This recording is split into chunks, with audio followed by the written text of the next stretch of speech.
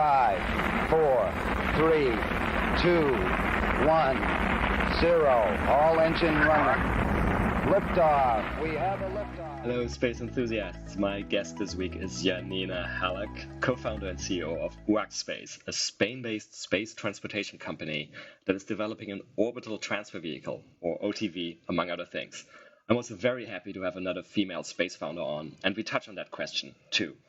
As always, feel free to email us your questions or comments on the episode at spacebusinesspodcast@gmail.com or post them on our Twitter, which is podcast_space. If you enjoy the show, please leave us a review or rating on your favorite podcast platform.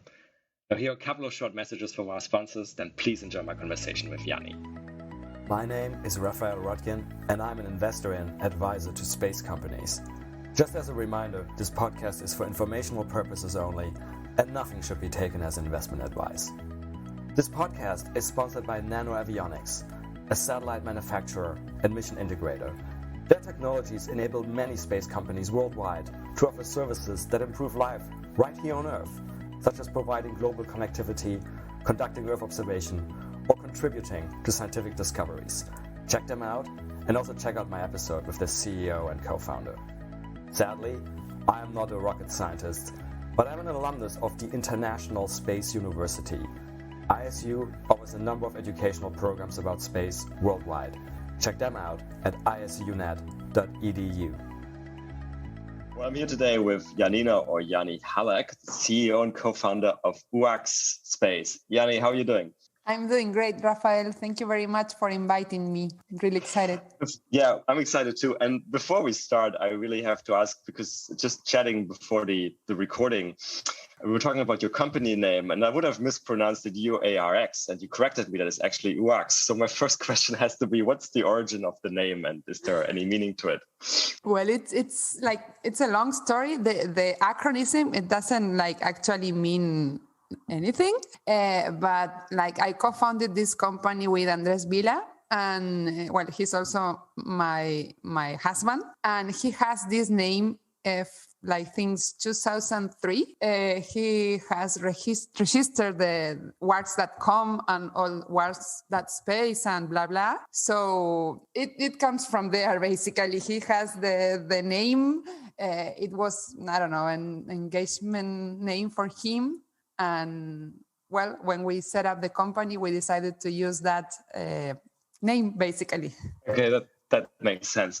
Okay, so let's dive into UARX. So could you give us the elevator pitch on UARX, what you guys do? Sure. Well, you know that launching a cubesat or a small sat to LEO has become a commodity. It's pretty much like buying a ticket on a plane. Mm-hmm. However, when you want to go to deep space, there is a lack of services. So over the years, the CubeSat and the small sat missions have evolved with more needs to go to custom orbits, but it is impossible for a CubeSat or a small sat to pay the prices of a dedicated launch. So we found out that space transportation has to be split into two parts, like a rocket that lives in us, like these satellites in a initial orbit, mm-hmm. and a cargo spacecraft that moves from there and do the rest of the job. Basically, we are developing a spacecraft that provide in-space delivery services from LEO, but with the main objective on the moon and deep space deployments. Mm-hmm. So that's very interesting, and we should talk about this whole comparison that you mentioned there of dedicated launch to where you go directly to your orbit versus the other option where you take it's what's these days called a rideshare on companies like, for example, SpaceX, where you fly together with other customers, and then you take almost, I think a competitor of yours who we should not mention called it a connection flight in space to go to your final destination. Could you kind of elaborate a little bit on the pros and cons you see as, satellite operators and especially also other startup companies who might be constrained on finance, how they compare these two options? If we want to compare dedicated launch with rideshare missions, I think that it's the same case that here on Earth. So if you take a charter flight in a private aircraft, you have flexibility. You can decide pretty much when and where do you want to go. But using like a regular flight sharing or a rideshare mission, if we talk about space, you don't have that flexibility, but the cost of your ticket is lower. So I think that it depends on the size of the spacecraft that you have. For example, our OTB is limited to to a spacecraft of up to 200 kilograms. And we have made a lot of studies and numbers, and we find out that is the number that is like the top, right? It's suitable for our spacecraft. So up to 200 kilograms, because then after that mass, it is probably better for the satellites to have their own propulsion to get to their final destination. And talking about the other companies, I think that is great to have like competitors. It also gives more trust to your businessman, because Sure. is like, I mean, the market is there. This whole small sat and CubeSat market is a hot market. It's going to be hotter in the next coming years. So only one company is not going to be able to like reply to the demand. So I think that is really good to have other companies having the same service or the kind of service, right? Yeah, I certainly, as a venture capitalist, I agree. It's always comforting to see if you're not the only person doing a business, because otherwise there's always this suspicion it might be just too crazy an idea. Exactly. Because there are exceptions. Some people who are just so brilliant, they come up with something that really nobody else. But generally, I would agree with you. Just in terms of the economics, I mean, I know this is a difficult question, but can you give us ever so rough an estimate of how that compares? So let's say if you're on a dedicated launch on, people like, I don't know, Rocket Lab or Virgin Orbit, I mean, you're somewhere probably north of $20,000-$30,000 a kilogram to your orbit. Now, if you go on a rideshare with SpaceX, I think that part is still at $5,000 a kilogram, if I'm not mistaken. Yeah. And then sort of roughly speaking, I know it depends on the orbits and many things. The connection piece, how much would that add on top of the 5,000? Well, it's a difficult question, but I think that it's depending on how is your company basing the business plan. In our case, it's like a separate piece, like as you were mentioned, like it's like the second part. So we offer our customer the possibility, like they can decide which is the launch vehicle that they want to fly, and then we add up this OTB. But I mean, it's much more like cheaper to use this type of OTBs, because you can put up a lot of spacecraft. Of course, if we are only having one or two, a small spacecraft is not going to be like a competitive price. But I think that the important thing here is that you have to give your customer like choice and control. And it is important for them to decide if they want to pay for like a separate price for the launch vehicle and then for the OTB, or if they want to have like just only one contract and just the OTB launch service do everything. And would you offer that to the client as well, like somebody who doesn't want to deal with, having to contact SpaceX as well, or somebody else? Do you offer them the full package? Yes, we offer both things, the full package, but other people have asked us, say, yes, I mean, I would prefer to deal with the launch vehicle because we have some sort of relationship, or we have a deal. So yeah, for us it's fine. I mean, you need to listen to your customer, and they have the final decision, right? So if you want to offer them like a whole service and they don't want it, I mean, they're going to say no anyway. So it's better to give them the flexibility. And in terms of a little bit of the technology of your OTV, so that obviously has, by definition, its own propulsion system, because you need to get to the target. Is it electric or chemical propulsion? It's a chemical propulsion. It's a green propulsion. Actually, we after working for like around 9 months, I think, or 10 months, yesterday we published the press release that we have chosen Down Aerospace, like the Netherlands and New Zealand-based company and they are our providers and partners for the first OC mission. We're really excited to working with them. For our listeners, so about a year ago, you can find an episode where I actually speak to Dawn's CEO. Yeah, they are a really cool team, young team, and pretty much like us. So I'm really excited to work with them. But we also have in our OTV DLR on board. They are providing the communication system for our OTV, and we have been working with them since September last year. We signed an MOU December, and then on February we finally signed the collaboration agreement. So yeah, we have good partners on board.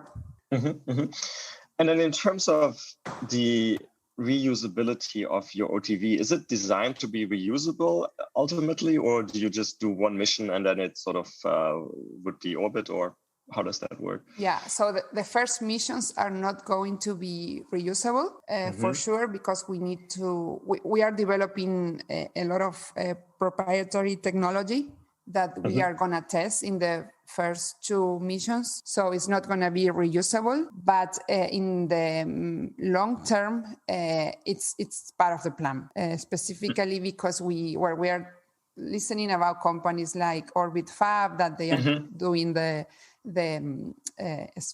gas station in space. So I think that, of course, like as always, like technology go beyond than the regulatory affairs, but I think that is the way to go, right? These vehicles has to be reusable in some point.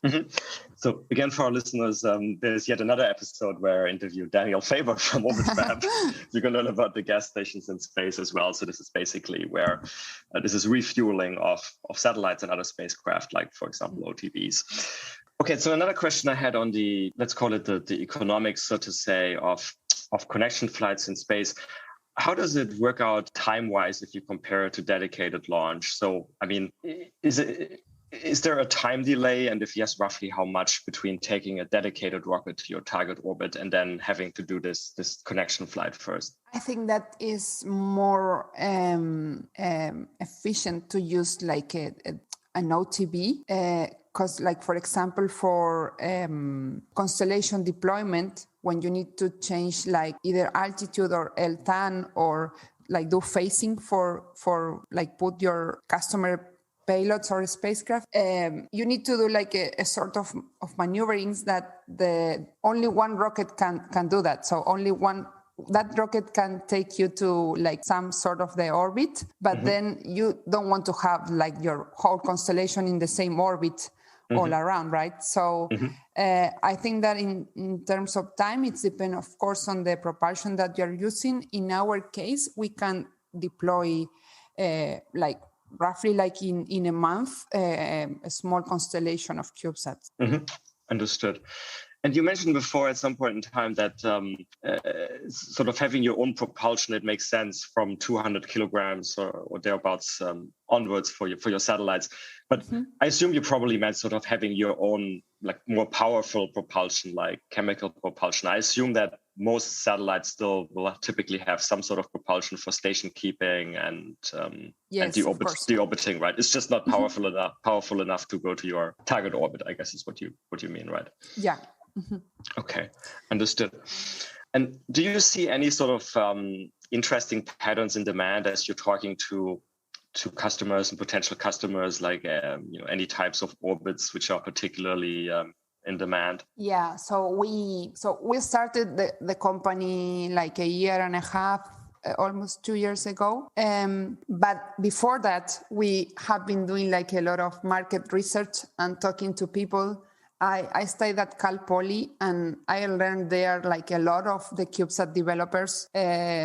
We have helped to organize the CubeSat developer workshop every year. So in there is like talking to people is there when when you like listen to the requirements pretty much. So yeah, they basically need to change LTAN, for example, and do constellation deployment. And some of them also need to go to like a higher orbit or lower orbit, like change the altitude. So those are pretty much like for LEO, those are pretty much the requirements.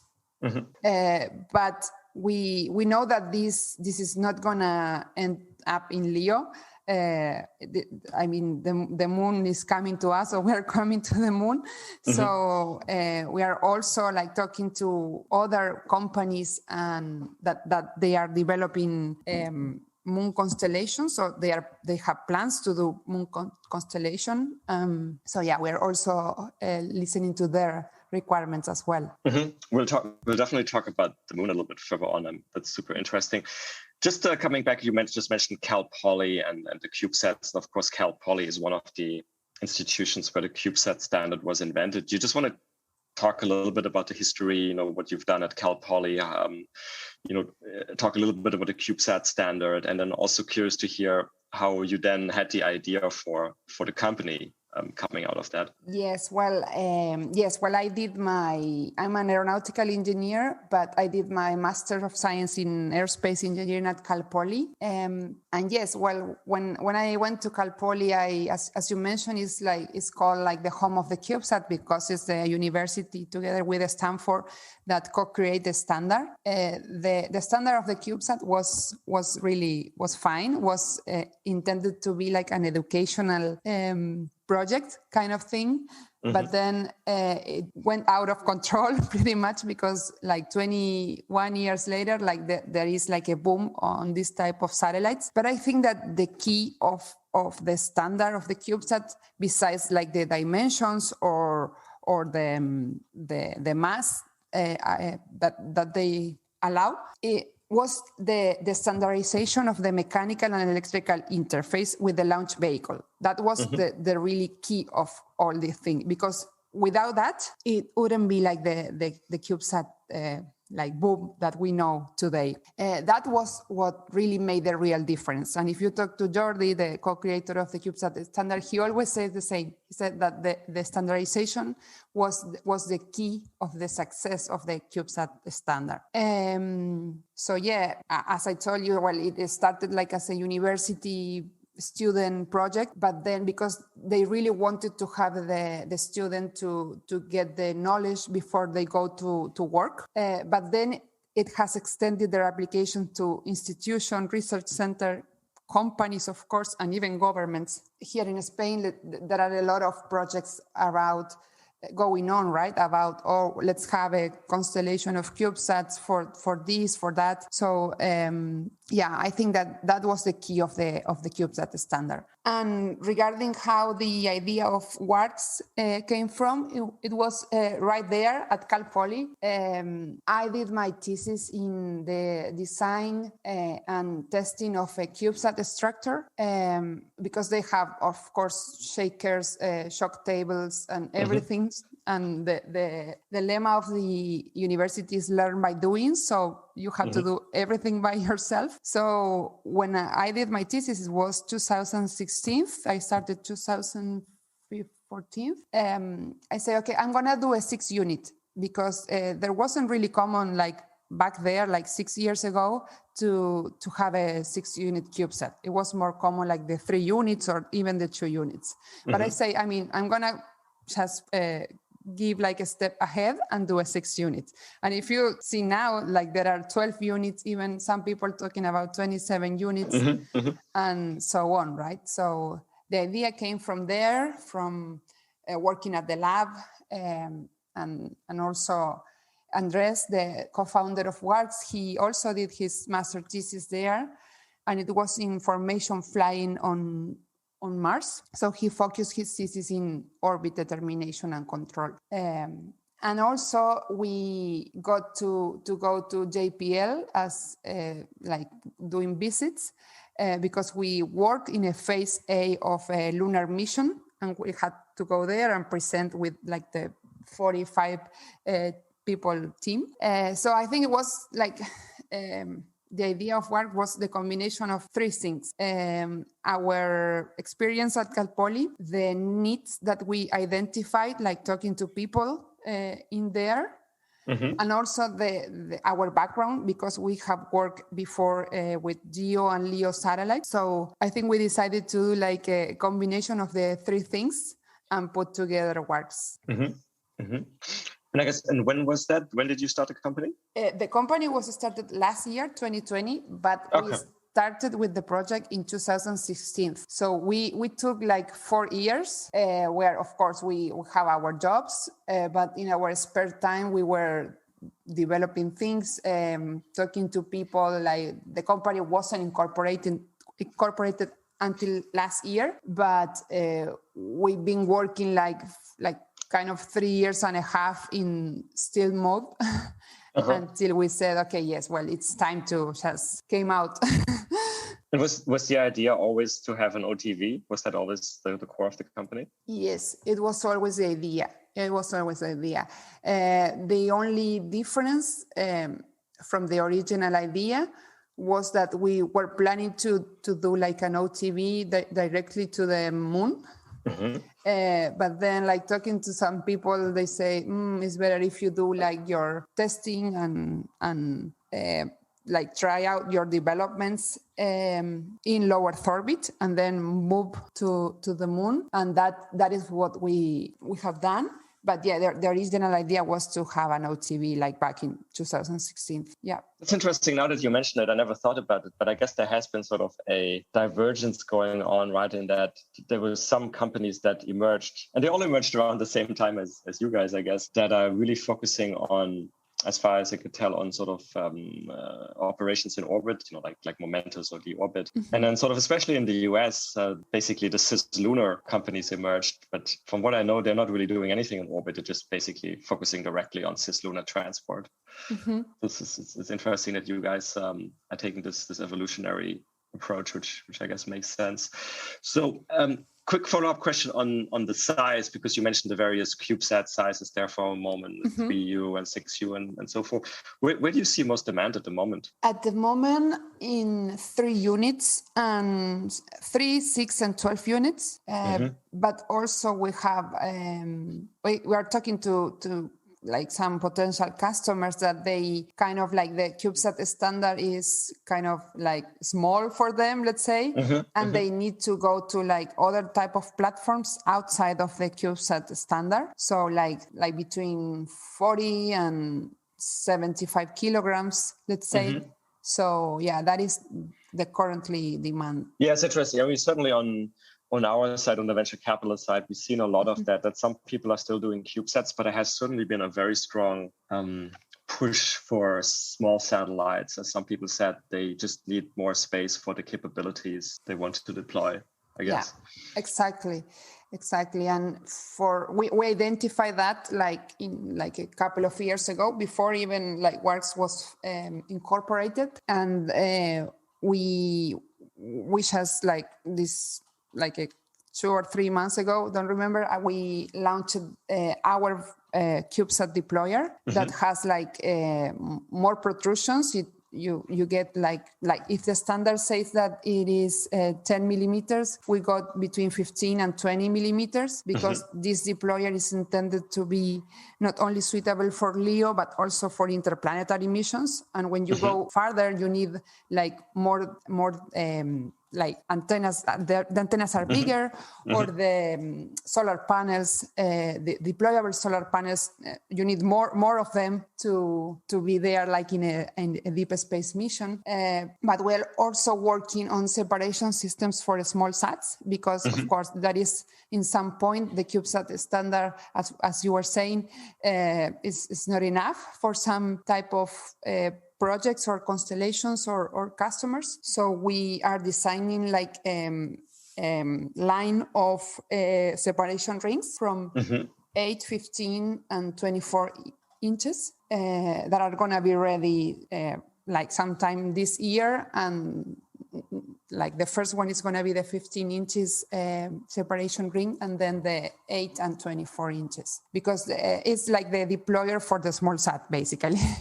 So we are kind of like covering the whole range from like a pocket cube or like a tiny satellite and up to 200 kilogram satellite.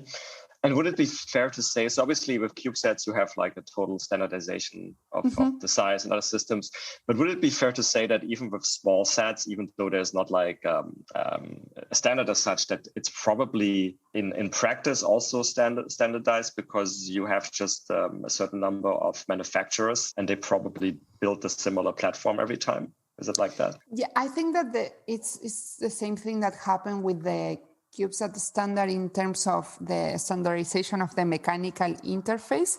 But if you're talking about like you mean the volume or the height of the satellite, yeah, I think that like everyone is doing pretty much the satellite that they need, or they kind of start from an envelope that they consider the one that is suitable for them. But yeah, I'm not sure. Maybe in the next coming years, we see like some of like an standardization for a small sat. But for now, what I've seen is that they just do what they need, basically. If they say, well, the CubeSat is not enough for me, okay, I'm going to do whatever, like 40 centimeters by 50 or 80 centimeters tall, right? But the key in there is the separation system, right? Is the number of bolts and the number of and the electrical interface that you use. Yeah, it makes sense. I probably should invite some small sat company again on the podcast, but because I think there should be more standardization, because it seems like we're just in this transition moment from what used to be like a cottage industry. Like you said, you really build it specifically towards a customer, but which is fine, but it's obviously not sort of probably very cost efficient mass production. And if we really want to go to industrial mass production, like SpaceX. I mean, this is for in-house, but SpaceX, the last time I checked, they're doing 120 Starlink satellites a month. And obviously you need you basically probably need total standardization. Yeah, I agree with that. Okay, so let's move to the moon, because that's very exciting. So roughly speaking, what are the plans for the moon or deep space in general? Well, our plans are, of course, doing this deployment of payloads around the moon, and hopefully one day on the moon surface. And I mean, we're envisioning this for the next 5 to 6 years. So yeah, I mean, it's exciting. Of course, the market is pointing there. The customers that you can get right now is not the same amount of the ones that you have in LEO, because there are some challenges, of course, right? Communications, radiation protection. Going to the moon is not, I mean, you have mass concentrations, you have like some technical issues there that you need to solve. So we decided to first do our demo missions in LEO and then move to the moon and deep space. But if you talk to Jordi is our advisor. He is all the time pushing us to say, guys, you have to go to Mars as well. So it's kind of that is the market that we are envisioning in the next coming years, besides LEO, right? As the first thing that I say in when we start talking was LEO is a commodity. So we just need to move from the comfort zone and go and explore beyond, I think. And just to clarify, what does the mission architecture look like there? So you would again take obviously a terrestrial launch provider to where? To LEO, and then you kind of you start from there with your own propulsion or the OTV? Yeah, to TLI, and then move from there to do the deployment. That is what we are actually designing for, right? So it's a and sorry, TLI for our non-technical listeners, it's this translunar injection. So is it the ballistic trajectory you were doing, or are you doing transfer orbits? Transfer orbits, yeah. Transfer orbits, okay. So roughly how long would it take you to go to the moon? some days, like between like 3 to 10 days. Okay. So that's not that bad, actually. Yeah. And in terms of you started alluding a little bit to customers and how it's, of course, different from LEO at the moment. I mean, LEO is now very much, I guess there is some obviously remaining government and educational missions, but it's becoming very commercial. Yeah. How does it look like for the moon right now? I assume that's probably still mostly government, or do you actually see emerging interest from commercial players? I have seen interest from commercial players. We have talked to 3 to 4 like commercial companies that are planning their constellation on LEO, on the moon, sorry. But of course, I mean, in some point, I mean, in the US it's the case, right? But in Europe, I mean, there are some projects related to moon constellation at ESA, but it's not like as hard as in the US, of course. But the most players that I have seen from now are commercial, are private companies. Interesting. And to the extent you can talk about it, I mean, what kind of activities are they proposing to do? Is it like remote sensing, communications, navigation, or what? Yeah. Those 3 are the main applications that they are intended to do, right? To do, yeah. Of course, for navigation, they need to find customers, right? For other type of applications, they already have, or they are like trying to catch them. But basically navigation, communications, and remote sensing. And you started talking about a little bit the additional challenges that you have if you go to the moon or deep space in general versus LEO. You mentioned radiation. So I guess that's one key thing. You have to radiation protect your OTV much more. Is there anything else that's important to keep in mind? Yeah, I think that the mass concentrations are an important factor to take into account. It's not the same. The orbits on the moon are not as stable, as they are on Earth. So that is a key point. And but you have software for that, and also hardware to accommodate that issue, right? When you're talking about mass concentrations, again, for our sort of less technical listeners, I assume you mean the concentration of mass within the moon itself, right? That I think there's a certain region of the moon that has much more mass. Yeah, there are like perturbations that you need to deal with. So that is the main thing. Exactly. But I assume since we actually collectively as humans, we have done so many operations around the moon, there's probably all the data is probably available, right? Yeah. Okay. Yeah. Okay, good. So beyond the moon, you mentioned Mars already. What is that something you're already looking at? And then what about Venus? We are not looking into Venus, but we are doing some calculation and cost estimation for Mars, to do this type of service on Mars. I mean, it's not like published, and we are not announcing that we're going to Mars, but it's something that we are like internally talking and doing some estimations, right? I mean, it is worth it to do like an OTB to go to Mars, like money-wise, right? And stuff like that. Actually, next week on the SmallSat conference, we are going to present a paper with Jordi related to this topic, right? To like comparing rideshare missions on LEO and on deep space. We'll look forward to that. Yeah. I guess then ultimately at Mars you could do all of the things that we've just been talking about for the moon, right? Deploy remote sensing, navigation, and all of that. Exactly. So it's kind of that we need to do like it's like a ladder, right? You need to take like one step at a time. So LEO, moon, Mars. So talking about the ladder, roughly when do you expect to have your first OTV in orbit?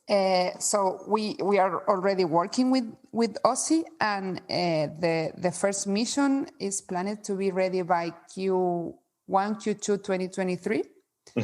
Right now, we're working with the propulsion providers like for the last 10 months. We have pretty much everything.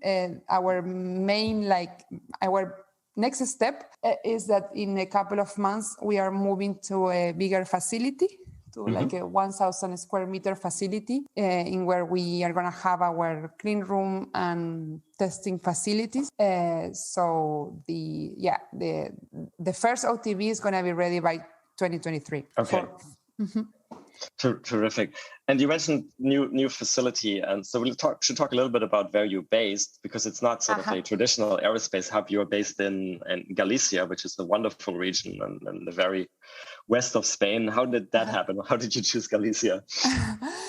It was I'm doing my PhD in aerospace engineering at the University of Vigo. It's kind of like the last priority on my list, because I have a lot of things on top of that. But I'm like, just need to write the thesis. It was by chance when I was at Cal Poly, I met some guys there that they are from here, from Galicia.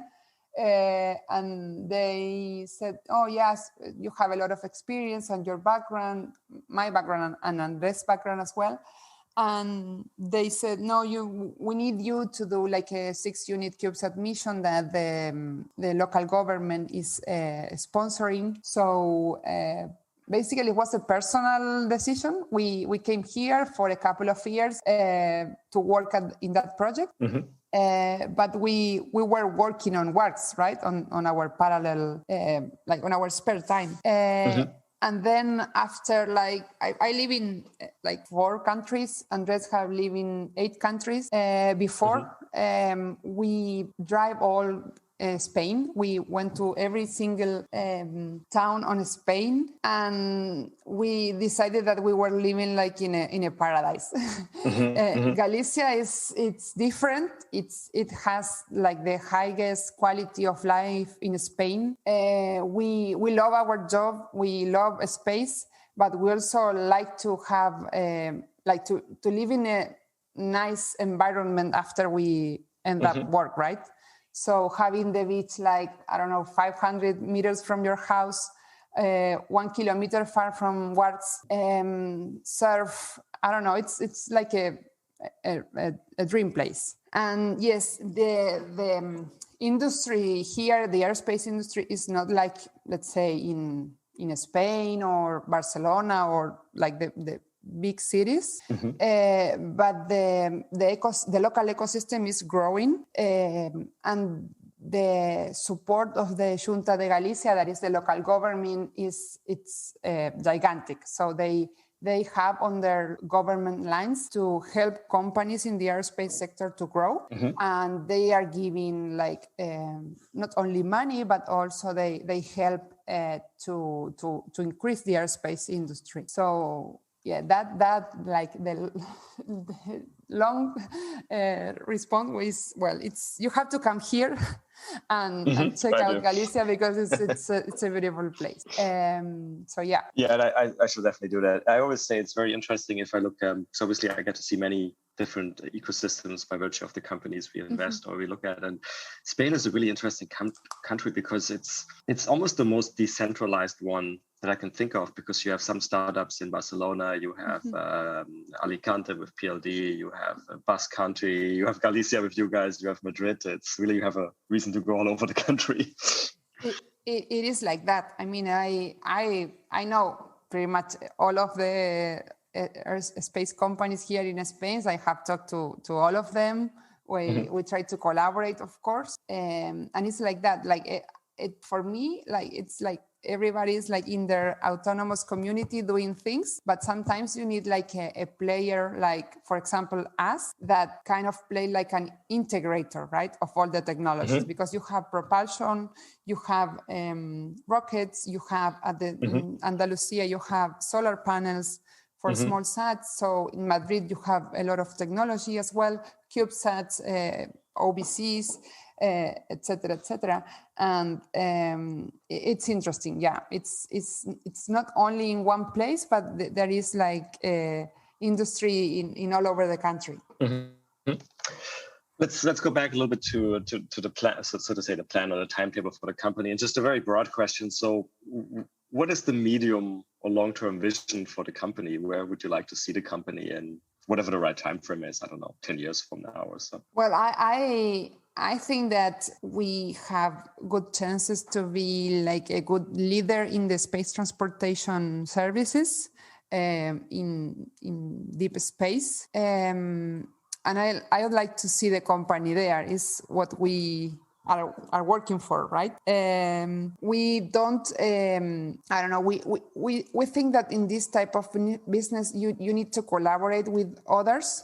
Sometimes even if they are your competitors, you need to collaborate. It's like the saying, if you go far, you have to go with others or go together. So I think that we will manage to do that if we are smart enough to find the right partners to accomplish that goal. But I think that the future looks really bright. It's a lot of work. It's not easy, but we're pointing there. And I also quickly want to ask you, so you're one of the, unfortunately, still very few sort of female space company CEOs, founders. I think last year for an event, I went through the statistics, our own databases, and it was like, I think 87% of space company C-level executives are still male. How has been the experience as being a female space CEO founder, and any sort of, I don't know, general advice you have for women who are looking to enter the field? Yeah, it's a really good question. I think that to reply to that question, I need to thank all the haters and all the people that tried to stop me during my early days, because they really made the person and the professional that I am today. It was extremely difficult. It was like a lot of like machismo, people that they don't like to see women in engineering. I had to overcome a lot, but I think that if I haven't had to went through to that, I wasn't the professional and the person that I'm today. So I would say that it was hard to get here, but now I'm enjoying the view. I'm also a mom of a baby toddler, and that's another layer of complexity. It's not easy. Like my son and UARX, pretty much they born at the same time, so it's kind of crazy. But I have the best partner to overcome this. And if I can give an advice to female airspace prospect CEO founders, I would say that they need to do it, that they need to have good mentors. Some people, the people they're ready to help you. I have a lot of messages on LinkedIn or emails from students, graduate students that they are planning to study aerospace, or they want to, some of them, they want to have their own company. It seems like, oh, well, you are the CEO of your company. It's like, oh, wow, but it's a lot of work. I mean, it's not as easy as it sounds, right? But I think that they need to know that they have the knowledge, the capacity, and don't listen to the people that try to drag you down. They just are doing that because maybe they are not capable of doing this type of job or business. So I would say that find a good mentor and believe in yourself is the key for everything. That's terrific. I love that. And in a way, I guess the people who are the haters, if they just make you stronger. Yeah, exactly. Exactly. Good. And talking about your personal background. So if I remember correctly, you're originally from Argentina, which is also a very sort of interesting place for aerospace. Are you still keeping an eye on the ecosystem there? Yes. We do. We work with people from Argentina. Argentina has a terrific people and knowledge. Our country. Well, I'm also from Spain. I have both citizenships, but I was born in Argentina, right? And the Space Agency of Argentina was born I think 2 years after NASA, and that is something that people don't know. Argentina sent like a monkey to space in the early 60s, 70s. Okay, I didn't know that. It was called the monkey. The name of the monkey was Juan. Mm-hmm. Or John in English. Mm-hmm. And so it has put in orbit like geostationary satellites, Earth observation satellites. It's a great industry there. Maybe like the world doesn't know a lot, and sadly, due to the conditions of the country and it's not like really stable, like economically wise and socioeconomic. A lot of people from Argentina is leaving the country, looking for other opportunities in Europe or in the USA. So, but yeah, it's a great country with a lot of human capital that it is difficult to find those type of profiles even here in Europe. Mm-hmm. Yeah, certainly can attest. Very entrepreneurial people, and some by now some very significant space companies effectively came out of Argentina, like Satellogic, for example. Exactly, yeah. Emiliano, yeah. Okay, so wrapping up here. So let me ask you a question I always like to ask entrepreneurs. If you weren't doing UARX now, which of course is your baby and your full focus, well, besides your actual baby, what would you do in space? It's tough to say. I don't know. I think I would probably be working in a space company. Mm-hmm. I can tell you that when, like before UARX, I had to say no to 25 jobs offer, including one of our competitors, and including ESA, the European Space Agency. So I'm not sure. Probably will I just work in a space company, being like a thermal and structural airspace engineer. But what I can tell you is that I'm sure that there is no space career for me afterwards. So this was all in. So yeah, as it should be as an entrepreneur, exactly. For sure. This was all in. Yep. And by the way, I forgot to ask you, can you tell us what your PhD thesis is about? Yeah, I'm focusing my thesis in thermal analysis for small sats, focusing on cubesats, because the missions are not really taking into account the thermal problems in these tiny satellites. So I'm focusing my thesis on that. Interesting. Yeah. Good. Brings us to our final question, Yanni, which I always ask. Do you like science fiction? And yes, what is your favorite science fiction? I think you will hate me after this, or you will be really disappointed with me. I don't really like science fiction. I can lie, but I'm not gonna lie. I'm really honest. So hopefully you will publish the podcast after this last question.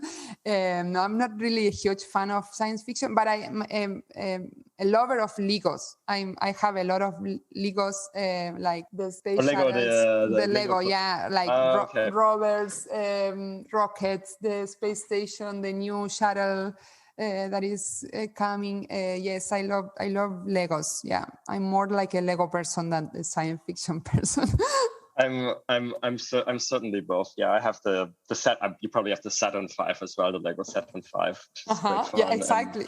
Yes. And yeah, I did the space station, which I didn't like that much, to be honest. But you did the shuttle as well, the Lego Space Shuttle. Yeah, I did that as well. Yeah, I gotta get that one too. Okay, great. You just reminded me of my Lego shopping list. That's fantastic. Well, Yanni, it's been a pleasure. It's been a pleasure. Thank you so much. All the best for UARX, and maybe we'll do this again sometime in a couple of years or so. Yeah, thank you very much, Raf, for the opportunity. Thanks. Well, that's it for another nominal episode of the Space Business Podcast.